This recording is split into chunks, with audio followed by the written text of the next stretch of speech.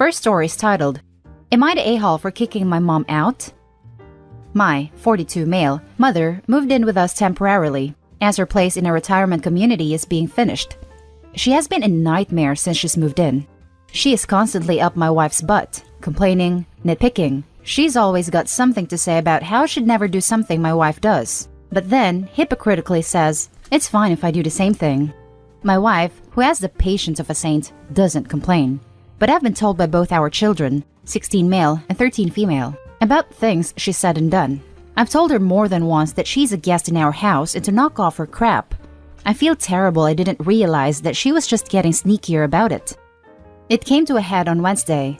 I was doing a project when my son came in and asked to talk. He said I needed to do something about my mother because he's seen my wife cry more than once because of her. My daughter said she has too, though my wife tries to hide it. After gently pressing my wife about it, she admitted it was true and told me how much she was starting to hate being home now because it was so nonstop with my mom, and she didn't say anything because she wouldn't ever want to put me in a bad spot or make me feel like I had to choose. I was furious. My wife should never feel uncomfortable in her own home. I confronted my mom, who immediately turned on the tears. It was taken out of context. My wife just doesn't like her. She's telling me lies. I told her to pack her stuff. I'd allowed her to hurt my wife for far too long. I dropped her off at my aunt's house yesterday. My aunt says I made the right decision, and my wife and kids needed to be comfortable in their own home. My mom and brother are furious, however, and say I'm an a-hole for making her homeless. I told my brother he could take her in then, but that's not an option somehow. I don't think I was the a-hole at all, but my wife feels like we caused problems in my family. So, am I the a-hole? Added to add, I wanted to thank everyone for their kind words.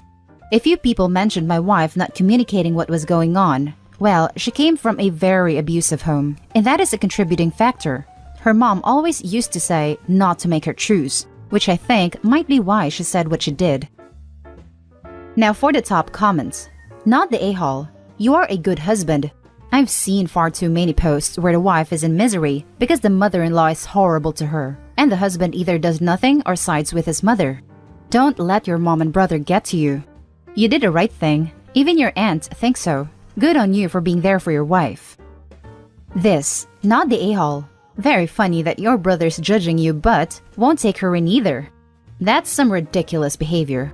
Your mom is welcome to rent an Airbnb if she doesn't want to be homeless. Absolutely not the a-hole. It's so refreshing and satisfying to read something like this. Finally, someone who has their priorities straight. As someone who is dating a mama's boy, I can only hope one day he will shift his loyalty, for lack of a better word, to me. Take your wife out on a date and tell your kids you love them and prioritize them. Good for you. Yes, this family is awesome. Not only did Opie support his wife, so did the kids. That is a sign of a close family to me. Not the a-hole. Your brother is the a-hole though. Your mother, definitely. You did cause problems with the family, but frankly, your wife was being too passive and you took control of the situation. The mother-in-law caused the problems with the family. Opie fixed the problems. It's a hell of a wedge to drive in between a child and their parent, no matter what age. The nurturing caregiver that raised you will always be given the benefit of the doubt at first. It takes a shiny spine to tell your spouse that they need to kick the mother out. It's understandable that it went on for too long, but he stepped the hell up and didn't let his mother play her games. Now for the second story. Am I the a-hole for choosing not to sew baby quilts or dresses or anything other than housewares for my family? I started sewing when I was around 18. When I got to college, there was this girl, Allison, in my dorm who brought her sewing machine, and I could hear her doing stuff through the wall. I got up the nerve to say hi to her, and I spent so many hours on her bed watching her sew while we watched TV and talked. She taught me some basics, and I eventually saved up to get my own machine. My family didn't really support this. They've always been kind of, who has the time for that people? Anything that isn't sports or work is bad, because people should always be in the pursuit of more money, more cars, dating up, getting rock hard abs, etc. The first year, I made everyone simple but useful presents, aprons, pot holders, zipper pouches, etc. My dad is the only one who appreciated it. An apron meant for grilling. He still uses it. One sister said, "Oh, so you don't have a job?" When I moved in with Allison to some off-campus apartments, my family started going in on lecturing me about not bettering myself constantly. Mind you, I was in school to be a teacher. 7 years passed, Allie gets married, and I sew her wedding dress. She's more of a sister than my actual sisters. This is the first time my family takes interest, because now I can be of use to them. Jen sees the dress and starts telling me what she wants for hers. Annie tells me what she wants for Flower Girls. I told them no. They didn't take it well. Now, there's talk of grandchildren, and everyone has started looking at me to step up and make family heirloom quilts for the babies, as well as all kinds of other things. They tell me, what's the point of sewing if you're not going to sew for your family? I told everyone, why would I sew anything for any of you when you laughed at me and told me I was wasting my time? It didn't go over well, and my sisters have labeled me a bitter, hateful witch who won't let go of the past. And that I am jealous that they are successful in their careers while I'm scraping glue off desks. I teach high school, so no. A few friends have told me that my outburst was childish and that I shouldn't punish the grandchildren for my family being crappy to me. In my mind, I'm not punishing anyone. Punishing them would be taking away something rather than just not going out of my way to spend a lot of time sewing for people who are ungrateful. Plus, and I hate to say this, just because they're related to me doesn't make them family. I compromised and said I would make everyone some pot holders for Christmas. They told me to not bother coming if I'm not going to be a member of the family. Am I the a-hole? Now for the top comments. Not the a-hole. Also, wow for sewing an entire wedding dress. That's not easy and sounds like you're very, very skilled. And no, they want to use you without actually appreciating you. I'm pretty sure they won't even pay you or even provide materials. You're not punishing anyone because you're not taking away anything. No is no. They're not entitled or deserving to your free labor and time. They're not entitled or deserving to your free labor and time. Yeah, and I can't even understand why you compromised. They can go duck themselves. And OP, grow some backbone. Not the a-hole. They were mean and petty, and now they want presents? Made using the skill they were mean about? They are less clever than they think they are. The skill they are being mean about. They clearly don't understand the level of effort and talent that goes into making something like a quilt. They've just decided it should be no biggie for OP since it's not like she has a real job. Screw that. Not the a-hole. Honestly, I think your family members sound really insecure. They're also focused on status and achievement, and then they see you having a hobby you really enjoy, a good friend who is dear to you, and a career that fulfills you even though it's low status, which I don't agree with at all, but just sticking with the perception. And honestly, they just don't know what to think. You are happy and fulfilled by perfectly ordinary things, while they have loads and it's still not enough. So, they try to make you feel bad in order to feel better about themselves. It's sad, really. You're right. By the way, family isn't just the one you're born into, it's the one you choose. If your blood family can't accept you for who you are and be happy that you are content with your life, then screw them. That's not what family does. Well, sooner or later, some obligations around legal kin are hard to avoid. When it comes to optional things like family Christmas, don't force yourself to participate if you're not going to get anything out of it. Instead, surround yourself with people like Allison who accept you and love you for who you are. People like her are your real family. Now for the last story. Am I the a-hole for not letting X off the hook on child support so he can afford his new life?